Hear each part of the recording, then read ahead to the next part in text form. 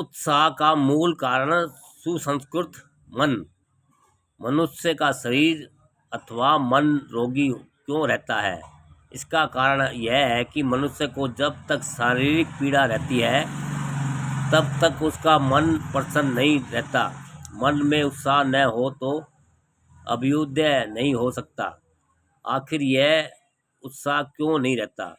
इसका प्रथम कारण यह है कि मनुष्य को इस प्रकार विश्वास हो गया है कि उन्हें ऊपर उठने का अवसर नहीं मिल सकता।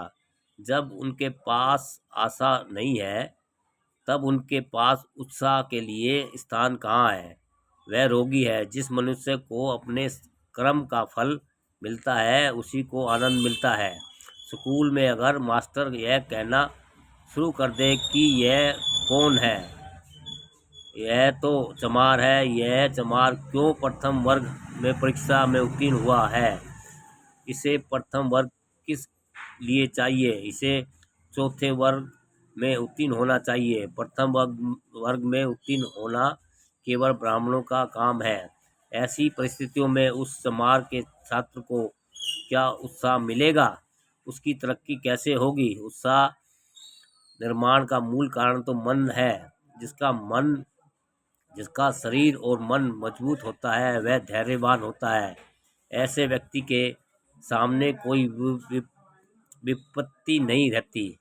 हर मुसीबत का मुकाबला करने का उसमें आत्मविश्वास होता है। इसी से उसमें उत्साह पैदा होता है। हिंदू धर्म का तत्वज्ञान ऐसी असमानता और ऐसे अन्यायपूर्ण सिद्धांतों पर आधारित है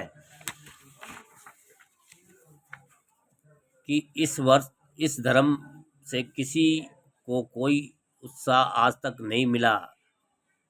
अगर यह धर्म हजारों वर्ष तक भी रहा तो केवल इतना ही होगा कि पेट भरने के लिए कुछ बाबू पैदा होंगे जो अपने पेट भरने के सिवाय कुछ भी नहीं कर सकेंगे। फिर ऐसे कलरकों की रक्षा करने के लिए बड़े कलरकों की आवश्यकता होगी। आज अछूतों की भलाई आम अछूतों की भलाई कभी नहीं होगी।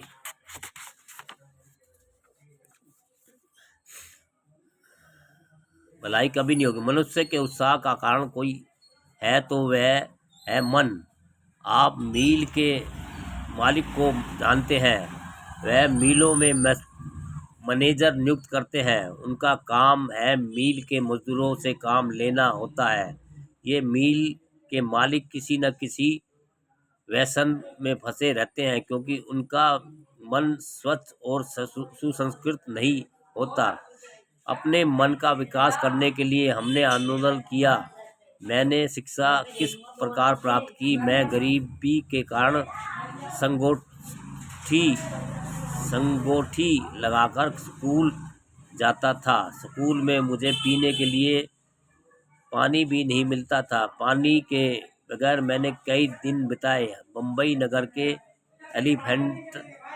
एलिफेंटसन कॉलेज में भी यही अवस्था थी। ऐसी परिस्थितियां अगर रही तो इनसे दूसरी परिस्थितियां क्या पैदा हो सकती है? गुलाम क्लर्क ही पैदा होंगे।